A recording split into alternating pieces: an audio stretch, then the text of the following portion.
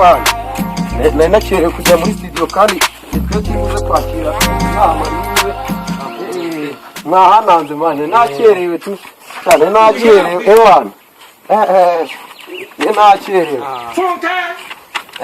sha hajya ngo ubundi ngo tugiye kuyiyengingora hano muri studio ibyatuzanye ni ibi wadutumiye n'uwo nguwo yabibwira nk'uko mubizi rero hano tugiye mu rubuga rw'imikino nk'uko bisanzwe kuri uyu wa gatatu ubwo twazanye n'abatumirwa bagiye batandukanye harimo umutumirwa bita Aboti yaraza mugenzi wacu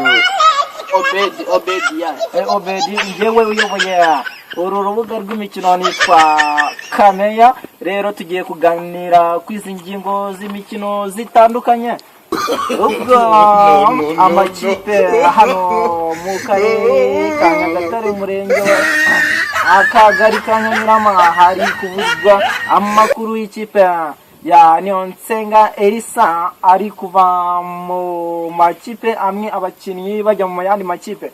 Ese mwebwe murabyumva ute abakinnyi uyu mugabo arimo arajyana mugenzi wanjye namfashe yambwira abakinnyi bari kujyanwa mu yandi makipe?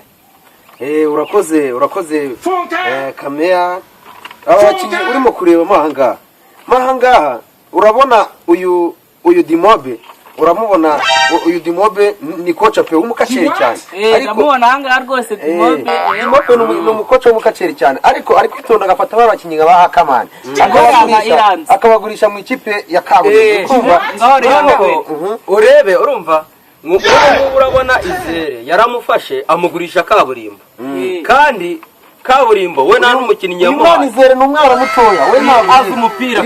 Izere ni umwana muto cyane kandi ari kumugurisha Kaburimbo kandi we nta numwe amusigiriye. Kumugurisha we ntabwo ahubwo ubundi abyita mistake.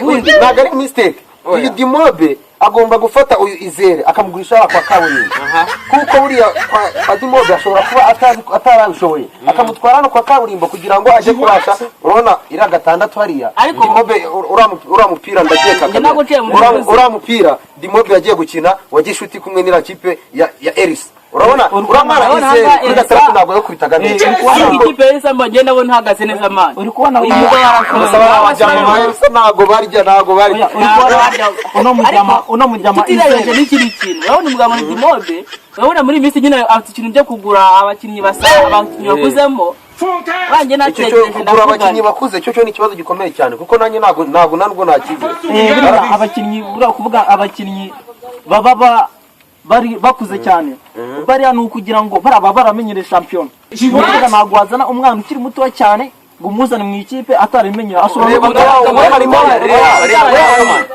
ntabwo uri kubyumva impamvu uno mujama yagiye agafata abakinnyi bakuze gusa.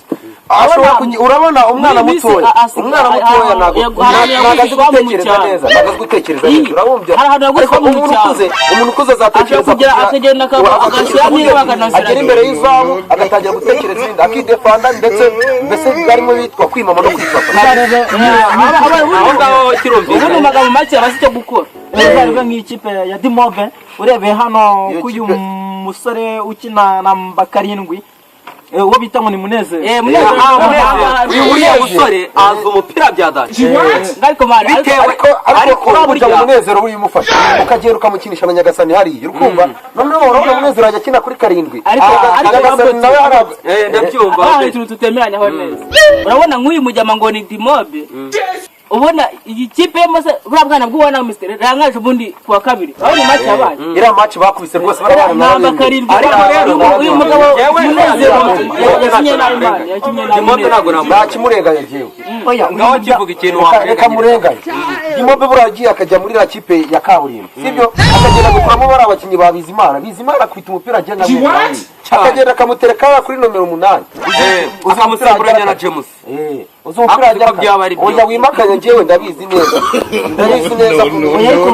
oya wimakanya wa Munezero nibyo ni kuvuga geni oya ushaka gutsinda kandi akubwira ntabwo byaba ari byo uyu muhoza muri ikipe ya Kaburimbo agiye akamufatanya n'uriya muvunyi ibyo bakora we ntabwo bizi oya ariko wimakanya ikipe ya Dimobe nagirisha oya kamera wimakanya